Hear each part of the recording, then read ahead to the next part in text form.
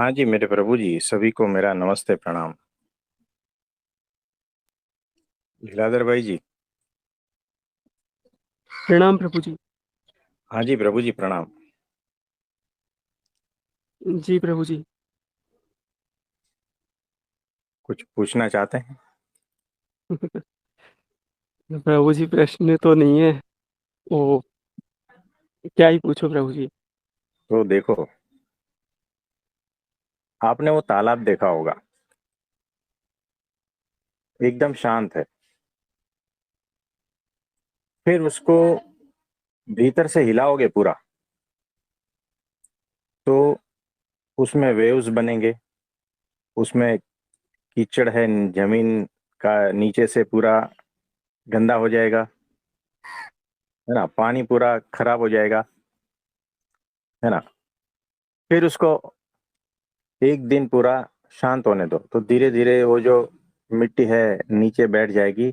वापस वो शांत दिखेगा, स्वच्छ दिखेगा, ताजा दिखेगा। ऐसा कुछ देखा होगा आपने। जी प्रभु जी। तो प्रश्नों का भी वैसा ही है। कभी कभी लगता है एकदम सब कुछ शांत है, सब प्रश्नों के उत्तर मिल गए हैं, सब कुछ पा लिया है, अब कुछ बाकी नहीं है। ध्यान से सुनना, ये एक स्थिति है, लेकिन भीतर जो है ना कीचड़ अभी भी पड़ा है। उसको हिलाओगे तो पूरा पानी गंदा दिखेगा। वैसे ही अगर आपको आकर कोई कुछ कह जाए कि लीलाधर भाई, आत्मा जैसी कोई बात ही नहीं है, अब चक्कर में फंस गए ना।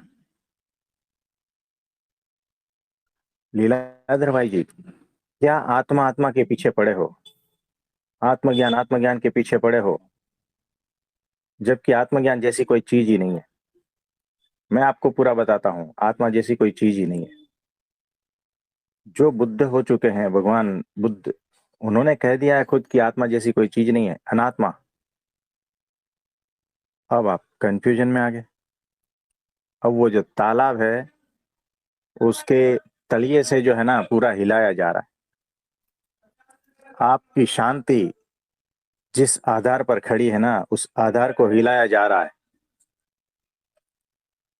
आप समझे? तो ये कौन सी स्थिति है बताओ, कि भीतर से प्रश्न नहीं उठ रहे हैं, जी लेकिन कुछ प्रभु तो जी। गड़बड़ है। होता है ऐसा। हाँ प्रभु जी। हाँ। तो जो मान्यताएं या जो ज्ञान बाहर से आया है, उस पर आपकी शांति खड़ी है, तो वो कितने देर के लिए खड़ी है, याद रखना। आप समझे? हाँ प्रभु जी। अब जैसे मैं तो एक लूप में फंस गया प्रभु जी। लूप हाँ। ऐसा है कि जैसे तड़प बढ़ती है, फिर एकदम से ऐसा लगता है कि नहीं अब तो भगवान चाहिए। फिर जैसे वही जैसे आप बताते हो एक टाइम पीरियड होता है। फिर वेट करते करते फिर अब हमारे पास तो खूब सारी चीजें, इंद्रियां हैं, मन है। फिर वो हम्म, सब भाग जाती है, वहां से हट जाती है, वेट करते करते कि कुछ नहीं हो रहा। फिर वो इस संसार में जम जाते हैं। फिर संसार में ही खोए रहते हैं। वो जैसे बच्चा खिलौने से खेलता है तो माँ भी ध्यान नहीं देती। फिर खेलते हम्म, खेलते थक कर फिर एकदम से वो माँ की याद आती है तो रोने लगता है माँ के लिए। फिर वो गोद में हाँ। उठाती है। तो वही लूप। अब जब तक भगवान नहीं मिलेगा तो ऐसे ही प्रभु जी ये लूप ही चल रहा है प्रभु जी, बार बार उसी जगह जाके खड़े होना। और फिर हम्म, वो अगर द्वार नहीं खुलता तो फिर संसार में चले जाना, यही घूमे जा रहा है। तो देखो, इसका मतलब यही हुआ कि जो मेरी शांति है, जो मेरा आनंद है, उसका आधार मेरा ज्ञान, ओरिजिनल नहीं, बाहर से लिया हुआ, और मेरी मान्यताएं, ये उसका आधार है। मेरे भ्रम, ये उसका आधार है। मेरे भीतर से फूटा हुआ वो जो ज्ञान, वो आधार नहीं है। परमात्मा मेरी शांति का आधार नहीं है, है ना। इसीलिए कुछ देर तक शांति रहती है, कुछ देर, फिर इसके बाद में चली जाती है। कुछ देर तक तो आपके सारे प्रश्नों का समाधान मिल जाता है, फिर उसके बाद में भीतर से वो जो कीचड़ पड़ा है वो उछलेगा, पूरा पानी को गंदा करेगा और हजारों क्वेश्चन खड़े हो जाएंगे। फिर भटकोगे, फिर वही प्रश्न को लेकर अलग अलग जगह पे जाओगे, फिर जहां उस प्रश्नों का थोड़ा बहुत समाधान मिलता है वहां चिपक जाते हो थोड़ी देर के लिए। आपको लगता है यही अंतिम है सत्य, लेकिन ऐसा नहीं है। ये सारे खेल है, ये सारा कुछ साइक्लिकल चल रहा है। जैसे ऋतु में चलता है ना, वैसे ही इसमें चल रहा है, अध्यात्म में भी। तो शांति अशांति का खेल चल रहा है ना। और कभी कभी उसी खेल में आपको ऐसा लगता है कि परम आनंद और फिर वापस दुख, फिर ऐसा लगता है कि परम मुक्ति और फिर वापस बंधन, फिर ऐसा लगता है कि आत्मज्ञान और फिर अब क्या ये हो गया, कचरा ज्ञान। यही सारा खेल चल रहा है आपके भीतर। अगर हम गलत कह रहे हैं तो बता दो।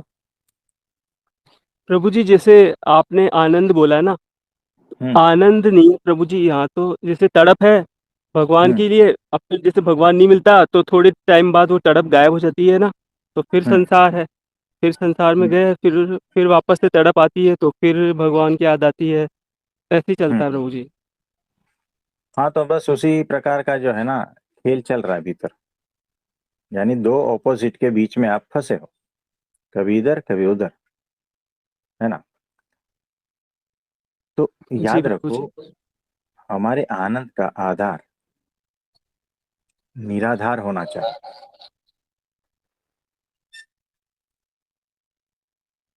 जब तक आधार है तब तक गड़बड़ है। अगर उस निर्गुण निराधार जो है उसी का ही आधार है तो फिर सत्य है वो। यानी जिसका आधार, जिस आनंद का आधार जो सर्वस्व है, जो पूर्ण है, वही आनंद पूर्ण है।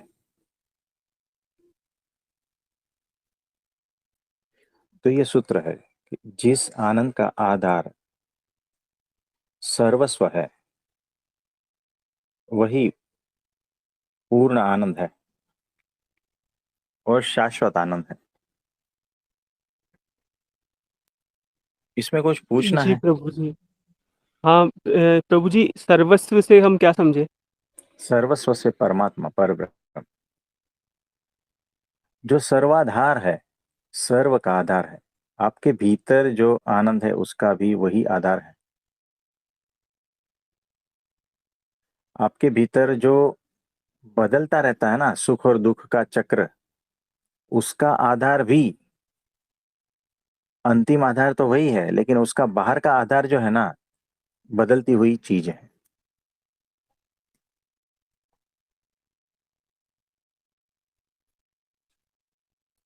जी प्रभु जी, तो प्रभु जी जैसे अब जैसे किसी के अंदर तड़प है हम्म। भगवान को पाने की, हम्म। तो वो उस तड़प वाली अवस्था में है कि वो सोचता है कि सब खत्म हो जाए और जैसे परमात्मा मिल जाए।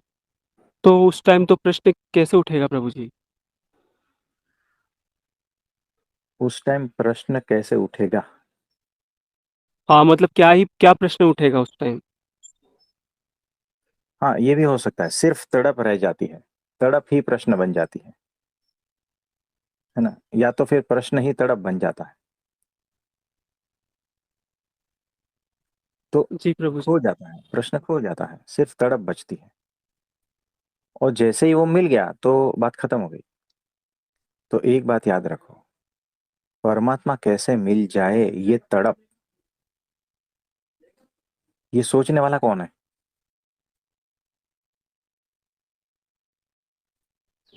मैं हूँ प्रभु जी। है ना। यानी ये जो मैं है वो क्या चाह रहा है कि परमात्मा मिल जाए तो मैं आनंदित हो जाऊं, ऐसा, तो मैं तृप्त हो जाऊं, ऐसा, तो मैं परिपूर्ण हो जाऊं, ऐसा। जी प्रभु जी। है ना। यानी यहाँ पर देखो सेंटेंस क्या कह रहा है, अगर मुझे परमात्मा मिल जाए, यानी यहाँ भविष्य काल की बात हो रही है। जी। पहली बात, यहाँ इस सेंटेंस में भविष्य काल छुपा है, यानी समय छुपा है। दूसरी बात, ये जो कह रहा है उसमें मैं छुपा हूं, यानी मुझसे कुछ कामना है क्या, कि मैं परमात्मा को पा लूं। आप समझ रहे हो, जी यानी प्रभु वो जी। कामना छिपी है, मैं छिपा हूं, और समय छिपा है। तो जब तक मैं है, समय है, कामनाएं है, तब तक मुझे बताओ वो कैसे प्रकट होगा। यानी ये जो सेंटेंस है उसी में ही उसका रहस्य छुपा है। अगर समय ही खत्म हो गया, यानी कि अपने को मैं इस तरह से समझा लूं कि इसी पल परमात्मा मौजूद है, तो वो भीतर से तड़प चली गई, जी प्रभु जी। है ना। वो काल चला गया ना, समय चला गया, भविष्य काल चला गया, इसी वक्त परमात्मा मौजूद है। यानी समयातीत हो चुके हो आप ये, और परमात्मा जी कहाँ प्रभु पर जी। है, समयातीत है ना। जी। अब कामना है ना, कि मुझे चाहिए, अब मिला हुआ ही है सामने प्रत्यक्ष इसी क्षण में, तो कामना गई।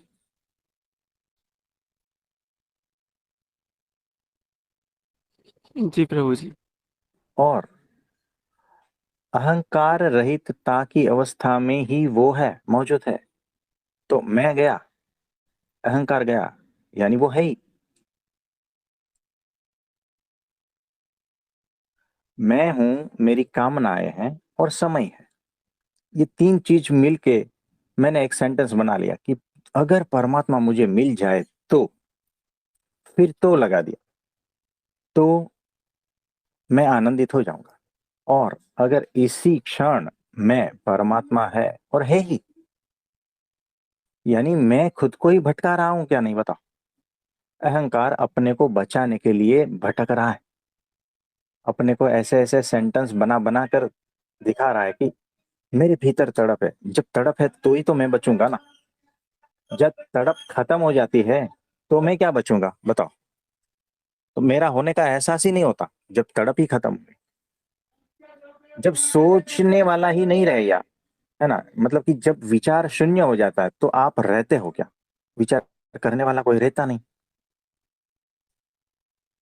आप इसको गौर से सोचना कि एक के बाद सब कुछ अगर चला जाए, विचार शून्यता की अवस्था में आप होते हो क्या, नहीं पाओगे अपने को। एकदम आप जब नींद में होते हो, नींद में, तब आपको पता पता होता है कि आप हो, नहीं प्रभु जी। है ना। जागते हो तब, जागना क्या, यानी कि कुछ हलचल करना। मैं हूं इसका पता कब चलता है, जब उसमें कुछ मूवमेंट आता है। मूवमेंट यानी क्या, स्पेस हो गया ना, स्पेस में ही तो मूवमेंट करोगे ना। जी। डिस्टेंस आ गया, स्पेस आ गया। और विचार, विचार किस प्रकार के होते हैं, या तो भूतकाल के या तो भविष्य काल के। तो इस तरह से जब आप सोचना होता है तब आपको लगता है कि हाँ मैं हूं। अगर सोचना ही बंद हो गया, आपने देखा होगा जिसके सर पे चोट लगती है, रोड पे एक्सीडेंट हो जाता है, हॉस्पिटल में एडमिट करते हैं, और उसके बाद में आंख खोलता है, वो देखता है कि आसपास ये है क्या, यानी देखने वाला खत्म, विचार आ नहीं रहे, सर पे चोट लगी है। और देखता है मेमोरी लॉस, मेमोरी का मतलब क्या होता है, पास्ट, फ्यूचर, है ना, वही तो मेमोरी है।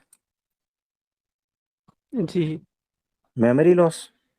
फिर वो कहता है कौन हूं मैं कहाँ हूं, मैं हूं भी या नहीं। मतलब कि ऐसी अवस्था हो जाती है जब ये सारा कुछ मेमोरी और ये और सब कुछ आ जाता है ना वापस, तब मैं बनता है, अहंकार बनता है। और तब उसको मजा आता है कि हाँ अब ठीक है। वैसे ही ये जो अहंकार है तब ही टिकता है जब वो ये कहता है कि भगवान भविष्य में है, भगवान भविष्य में मुझे मिल जाएंगे, तब मैं ये हो जाऊंगा। यानी अब जो है ना, उसको एक मौका मिल गया, और भविष्य में कभी भगवान होते ही नहीं। उसको अनंत काल तक जिंदा रहने का मौका मिल गया, अहंकार को, याद रखो। मैं को जिंदा रखने के लिए एक बहाना मिल गया जबरदस्त अध्यात्म में। कौन सा? जब मुझे परमात्मा मिल जाए, है ना, और मेरे भीतर वो जो तड़प है परमात्मा को पाने की, बस अहंकार को इतना काफी है, भविष्य काल वो जिंदा रह सकता है। और भगवान को प्रकट होने के लिए, भगवान को प्रकट होने के लिए अहंकार शून्यता चाहिए, मैं शून्यता चाहिए। मैं शून्यता यानी क्या? काल से ऊपर, समय से ऊपर, समय से परे, स्पेस से ऊपर, है ना, उससे पार, कामनाओं से पार, मैं से पार, सभी आइडेंटिटी से पार। ये अवस्था जब आ गई तो वो सामने ही प्रकट है, वो प्रकट है ही। कुछ समझे आप? जी प्रभु जी। इस पर गहनतापूर्वक चिंतन मनन करना है। हमने आपको थोड़ा सा हिंट दे दिया है, और कुछ नहीं।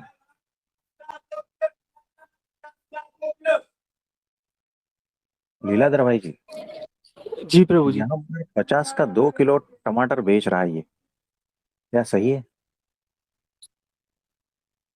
सही है प्रभु जी, सही दे रहा है। कोई बात नहीं, टमाटर खा लेंगे। तो फिर प्रभु जी, हाँ, ये इस तड़प का क्या महत्व रहा? तड़प जरूरी है, लेकिन इस बात का भी एहसास, इस बात का भी जो है ना, होश और समझदारी जरूरी है कि वो इसी वक्त मौजूद है।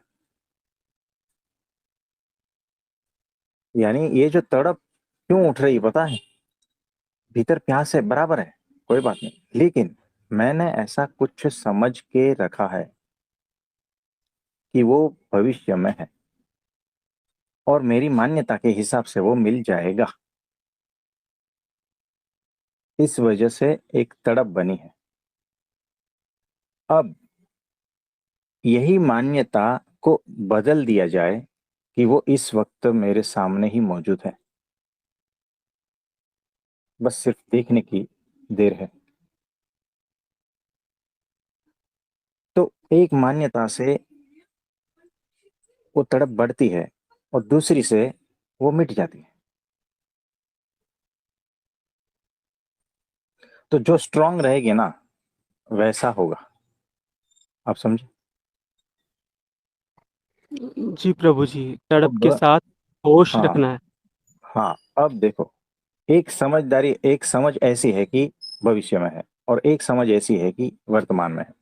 अब कौन सी समझ स्ट्रांग है? कौन सी समझ को आप मान्यता कहते हो, और कौन सी समझ को आप सत्य कहते हो? अब इसके दोनों के बीच में जो है ना, आपको ये देखना है होशपूर्वक।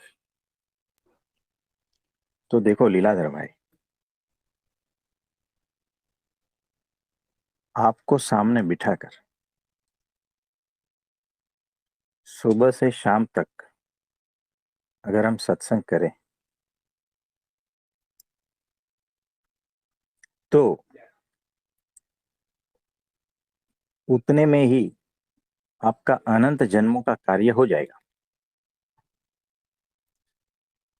उतने में ही परम ज्ञान को उपलब्ध हो जाओगे आप। आत्म साक्षात्कार और परमात्म साक्षात्कार हो ही जाएगा सुबह से शाम तक, उतने ही सत्संग में। और अगर पात्रता रही तो 2 घंटे में, और अगर ज्यादा पात्रता रही तो देखने मात्र से। तो इतनी क्षमता है। अब इतनी क्षमता का आप किस तरह से उपयोग कर रहे हो, ये आप पर है। इसीलिए हम कहते हैं कि होश, संवेदनशीलता, ग्रहणशीलता, समझदारी, ये अत्यंत आवश्यक है। और ये सारा कुछ चिंतन मनन से होगा, राइट डायरेक्शन में। गलत दिशा में अगर चिंतन मनन करेंगे तो नरक मिलेगा। आप समझे? बात इतनी आसान है, देखने मात्र से हो जाएगा, इतनी आसान है। तो जितने ज्यादा आवरण उतना ज्यादा समय लगता है। ठीक है। जी प्रभु जी। हाँ जी। फिर देखो, एक होता है पावर हाउस, है ना? जी। आपने देखा होगा, जनरेटर रहता है ना, यानी सारे बंगला की जो रोशनी है ना, उसको सिर्फ ज्वाइंट कर दो, जगमगा उठेगा। आपने देखा होगा, चलता जी फिरता प्रभु जी। वो पावर हाउस। अब हम चलते फिरते हैं, जो जितना कनेक्ट हो पाता है उतनी मात्रा में उसका घर जगमगाता है, गारंटी से, साफ साफ शब्दों में।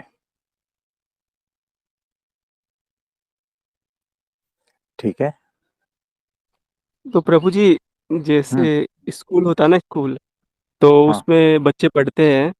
तो प्रभु हम्म। जी, वो 6 महीने या 1 साल में स्कूल वाले पिकनिक लेके जाते हैं प्रभु जी। हाँ हाँ। तो प्रभु तो जी, जैसे आपकी जयपुर में स्कूल में पिकनिक इतने, निकालनी है ऐसा?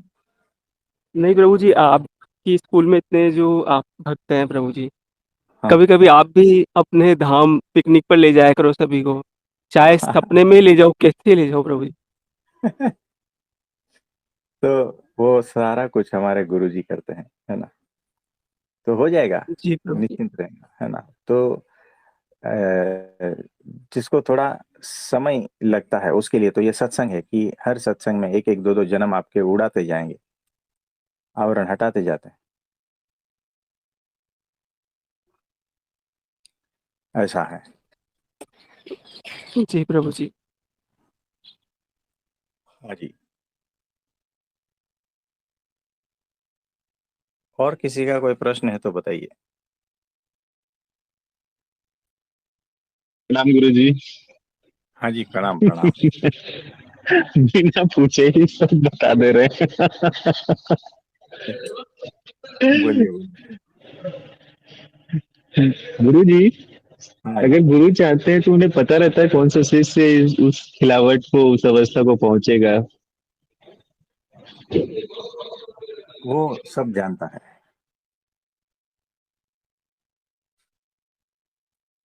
तो जो अभी आप बोल रहे थे हम्म। सत्संग के लिए कि 8 घंटे का सत्संग,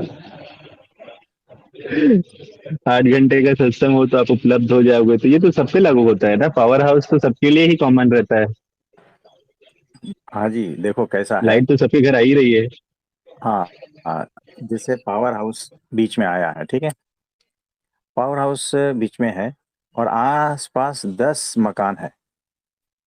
जिस मकान का मालिक होश पूर्वक है और समझदार है और अलर्ट है और सेंसिटिव है, कि उसे पता चल गया कि पावर हाउस हमारी सोसाइटी में आया है, किसी के भी घर में लाइट नहीं है, वो क्या करेगा?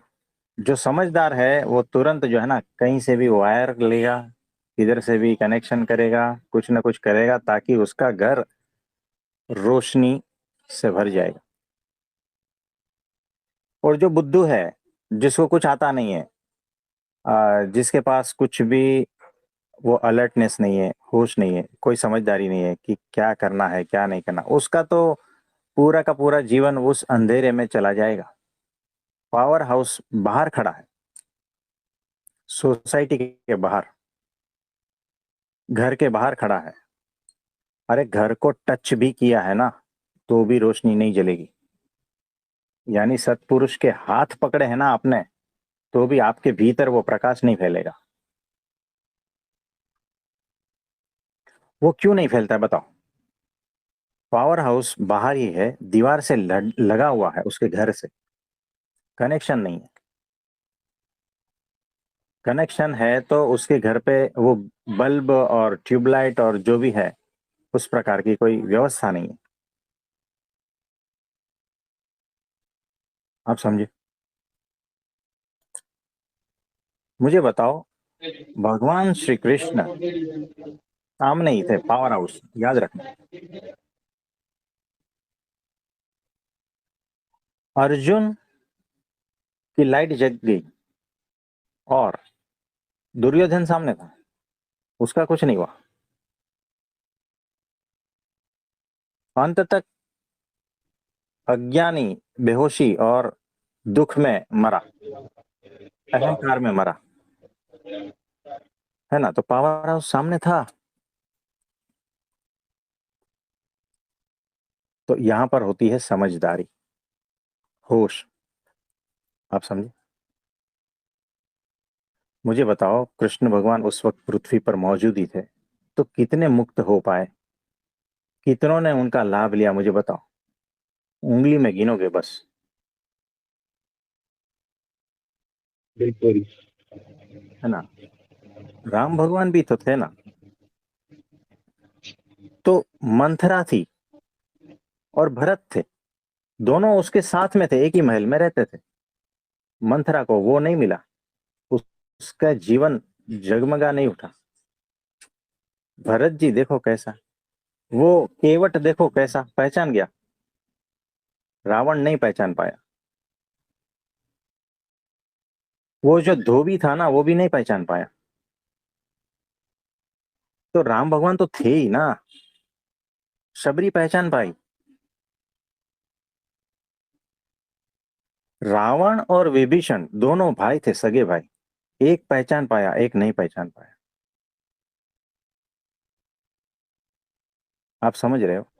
यानी कहां पर्दा गुरु था, जी, बताओ। यहाँ बात ऐसी है कि राम हमारे सामने है, ये स्पष्ट है। लेकिन ऐसा लगता है कि हमारी स्थिति तो रावण की है। तो ये रावण भी सम्मुख राम को उपलब्ध हो सकता है। देखो, राम भगवान जो थे वो प्रवचन कथा और उस प्रकार से उसके लिए नहीं आए थे। वहां पर तो क्या था, सर्जरी ही करनी आवश्यक थी, मतलब कि बीमारी इतनी बढ़ गई थी। यहाँ पर जो है, रोज सत्संग होता है और सत्संग करते करते धीरे धीरे बीमारी दूर होती है, धीरे धीरे आवरण हटते हैं और वो दृष्टि उपलब्ध होती है जो अर्जुन को उपलब्ध हो गई थी, तो दर्शन हो गए। तो कृष्ण भगवान और राम भगवान के समय में वो क्या कथा करते थे क्या? क्या बड़े बड़े उपदेश देते थे क्या? नहीं। वो भगवत गीता का ही वो अलग संजोग थे, लेकिन इस तरह से वो नहीं किए, सीधा हथियार। क्योंकि वो समय की जरूरत थी, मांग थी। बुद्ध भगवान के और महावीर भगवान के वक्त अलग था। तो अंगुलीमाल जो है, वैसा व्यक्ति, वैसा दानव भगवान बुद्ध से दर्शन करके और कुछ शब्दों सुन के उनका परिवर्तन हो गया। वहां पर भगवान बुद्ध ने हथियार नहीं उठाए, क्योंकि वो चेतना की अवस्था वैसी थी।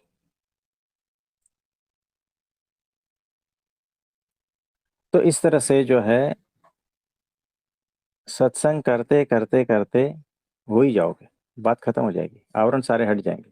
भीतर के रावण के जो ये आवरण है वो सारे हटते जाएंगे और विभीषण और वो सब प्रकट हो जाएगा। परम भक्ति प्रकट हो जाएगी, परम ज्ञान प्रकट हो जाएगा, वो दिव्यता परमात्मा की प्रकट हो जाएगी, है ना? नहीं, ईश्वर और तो है ही। इस बात पे तो पूरी सच्चाई है, इस पे डाउट नहीं है। डाउट अंदर बैठे डाउटर पे है हाँ, कि वो इस जन्म तो पे हटेगा कि नहीं हटेगा, कि हम देखो कैसा, सामने पानी मिल रहा है उसमें भी मुंह बंद करके तो नहीं बैठे रहेंगे। ये वैसा ही है, मैं हटाना नहीं चाहता। ये अहंकार का दो स्वरूप है, आप ध्यान से सुनना। एक स्वरूप है जो निखिल भाई का फ्रेंड बन के खड़ा है, और दूसरा जो है उसके सामने खड़ा है। अब एक माइंड जो है, जो अहंकार ने धारण किया है, जो निखिल भाई का फ्रेंड बन के खड़ा है, वो कह रहा है कि देखो, इसको तो तुम्हें हराना है, अहंकार को, तुम्हारे अहंकार को हराना है। लेकिन ये जो है ना, बहुत थोड़ा कठिन काम है। मैं जानता हूं भगवान आपके सामने खड़े हैं, लेकिन ये काम थोड़ा कठिन है, इसको अभी रहने देते हैं। फिर डाउट भी करता है वही फ्रेंड कि पता नहीं हो सकेगा या नहीं हो सकेगा, पता नहीं कितने जन्म लग सकते हैं, पता नहीं जो गुरुजी बोल रहे हैं उस पर श्रद्धा करनी चाहिए या नहीं। ये आपका फ्रेंड बन के निखिल भाई को बहुत सुमड़ी में समझा रहे हैं। क्यों? क्योंकि अगर आपने उसकी बात नहीं मानी और आपने ये कह दिया ना, कह रहे नहीं क्यों होगा, मुझे मिले हैं कौन, इसी जन्म में हो जाएगा। अगर इस तरह से भीतर से निखिल भाई की थोड़ी सी भी धाड़ सुन लेगा ना, तो ये कांपने लगेगा अहंकार। इसीलिए आपको, निखिल भाई को वो धीरे धीरे फुसला फुसला कर बता रहा है कि